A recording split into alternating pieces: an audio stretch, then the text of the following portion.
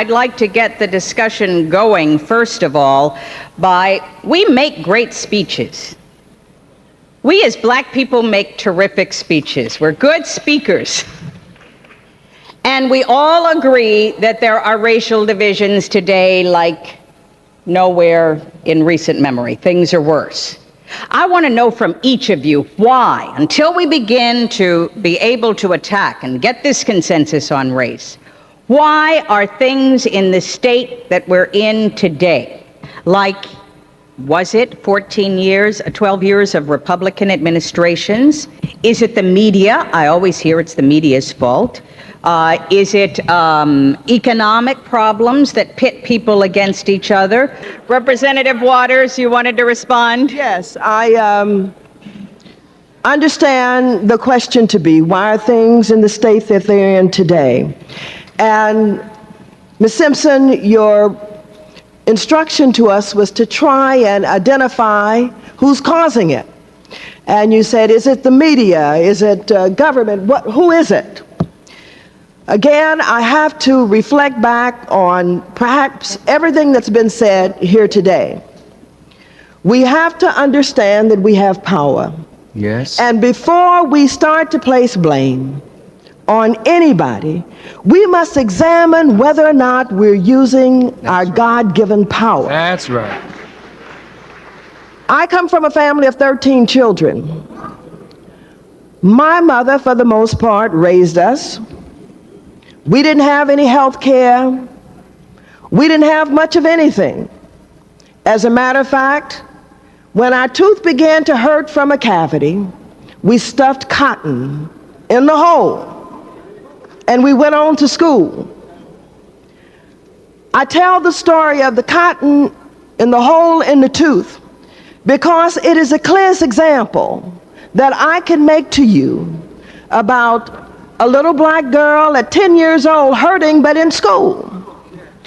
We've got the power to overcome what we have to overcome in order to get where we have to go. So let us not underestimate ourselves and our power. Secondly, education.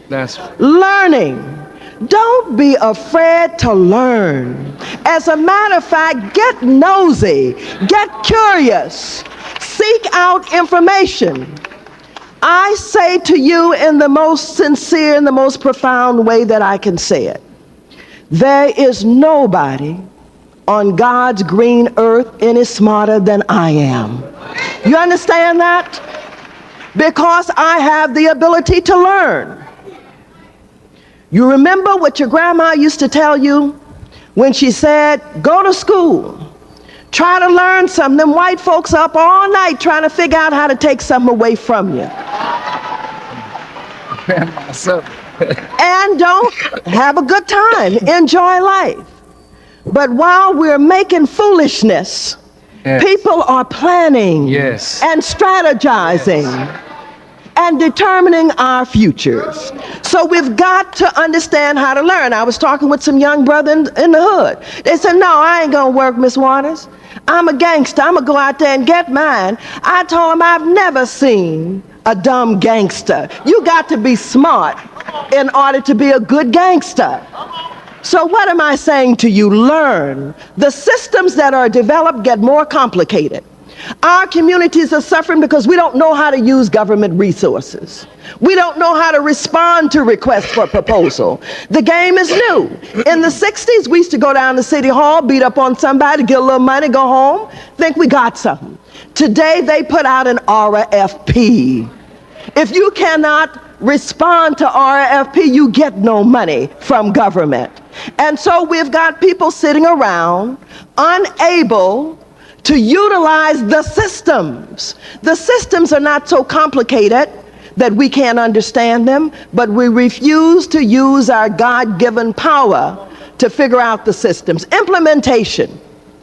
We should be willing to work harder than anybody else. Don't let anybody else outwork you. If it means you stay up all night long, you stay up all night long in order to be number one tomorrow. You've got to be able to work hard because the obstacles are greater. That's right. Folks sitting around talking about they don't sweep our streets. Sweep your own streets.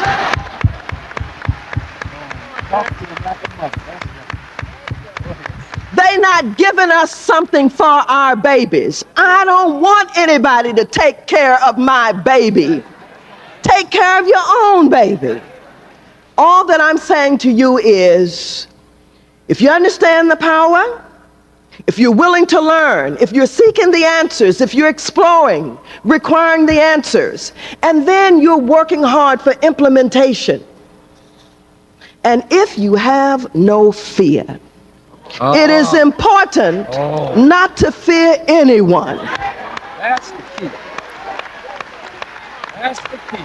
My grandmother used to tell us, she would say, I'm not afraid of the forky-tailed devil.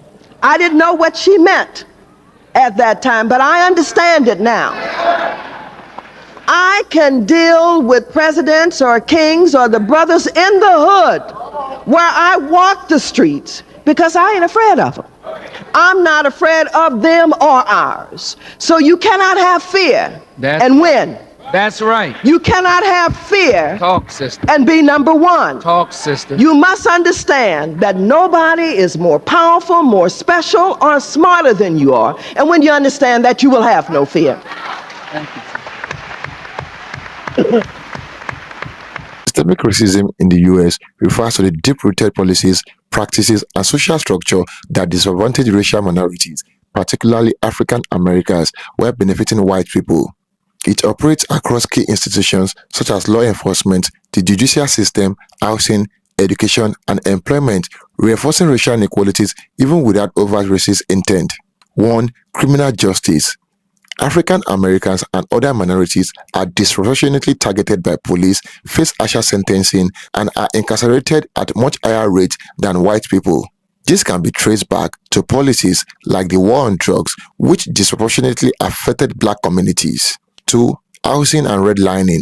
Historically, practices like redlining prevented black people from buying homes in certain neighborhoods, getting loans which limited their abilities to accumulate wealth. These segregated neighborhoods often receive fewer resources, leading to generational poverty and underfunded schools. 3. Education. Public schools in predominantly minority neighborhoods are often underfunded due to property tax-based funding mode.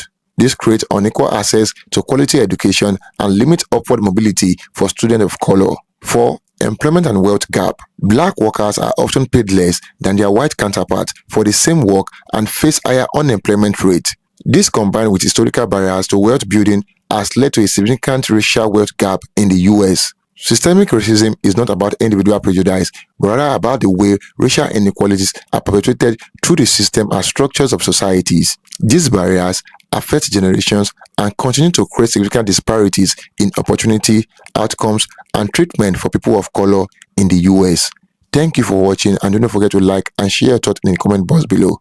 Until next time, cheers and have a good one.